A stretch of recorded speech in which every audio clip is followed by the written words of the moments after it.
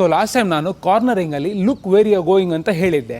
ಈ ಸತಿ ಇನ್ನೊಂದು ಸ್ಕಿಲ್ಲಿಂದ ಕಾರ್ನರಿಂಗಲ್ಲಿ ನೀವು ಹೇಗೆ ಇಂಪ್ರೂವ್ ಆಗ್ಬೋದು ಅಂತ ಹೇಳಿಕೊಡ್ತೇನೆ. So today let's talk about counter steering.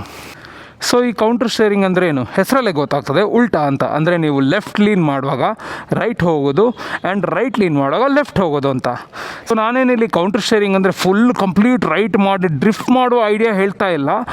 Counter ಸ್ಟೇರಿಂಗಿಂದ ನೀವು ಕಾರ್ನರಿಂಗಲ್ಲಿ ಬೆಟರ್ ಆಗಿ ಹೇಗೆ ರೈಡ್ ಮಾಡ್ಬೋದು ಅಂತ ಹೇಳಲಿಕ್ಕೆ ಬರ್ತಾ ಇದ್ದಾನೆ. ಸ್ವಲ್ಪ ಕನ್ಫ್ಯೂಸಿಂಗ್ ಇದೆ, but what I made is, ನೀವು ಲೆಫ್ಟ್ ಲೀನ್ ಮಾಡುವಾಗ ಆ್ಯಕ್ಚುಲಿ ರೈಟಲ್ಲಿ ಹೀಗೆ ಲೋಡ್ ಆಗ್ತೀರಾ ಅಥವಾ ಲೆಫ್ಟನ್ನು ನೀವು ಪುಷ್ ಮಾಡ್ತೀರಾ.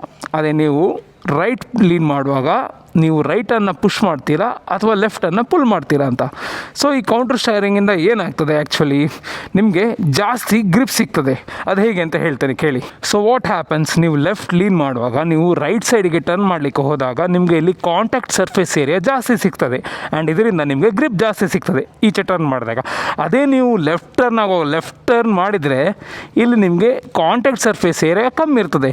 ಇಟ್ ಇಸ್ ಜಸ್ಟ್ ಲೈಕ್ ನೀವು ಯಾರಾದರೂ ಪುಲ್ ಮಾಡುವಾಗ ಕಾಲನ್ನು ಹೀಗೆ ಇಟ್ಟರೆ ನಿಮಗೆ ಗ್ರಿಪ್ ಹೇಗೆ ಜಾಸ್ತಿ ಸಿಗ್ತದೆ, ಅದೇ ಥರ ಟೈರಿಗೆ ಸಹ ಕೌಂಟರ್ ಸ್ಟೇರಿಂಗಿಂದ ಟೈರಲ್ಲಿ ಜಾಸ್ತಿ ಗ್ರಿಪ್ ಸಿಗ್ತದೆ. ಆ್ಯಂಡ್ ಈ ಕೌಂಟರ್ ಸ್ಟೇರಿಂಗ್ ವರ್ಕ್ ಆಗೋದು ನೀವು ಒಂದು ಅಟ್ಲೀಸ್ಟ್ 20 to 30 ಕಿಲೋಮೀಟರ್ ಸ್ಪೀಡ್ ಇದ್ದಾಗ ಮಾತ್ರ. ಇಲ್ಲದಿದ್ದರೆ ನೀವು ಸ್ಲೋ ಸ್ಪೀಡಲ್ಲಿ ನೀವು ಹ್ಯಾಂಡಲ್ ಸ್ಟ್ರೇಟ್ ಇಟ್ಟು ಬೆಂಡ್ ಮಾಡಲಿಕ್ಕೆ ಹೋದರೆ ಗಾಡಿ ಬೀಳ್ತದೆ. ಸ್ವಲ್ಪ ಫಾಸ್ಟ್ ಬೇಕೇ ಬೇಕು ನೀವು ಗಾಡಿಯನ್ನು ಕೌಂಟರ್ ಸ್ಟೇರಿಂಗ್ ಇಟ್ಕೊ ಬೆಂಡ್ ಮಾಡಲಿಕ್ಕೆ.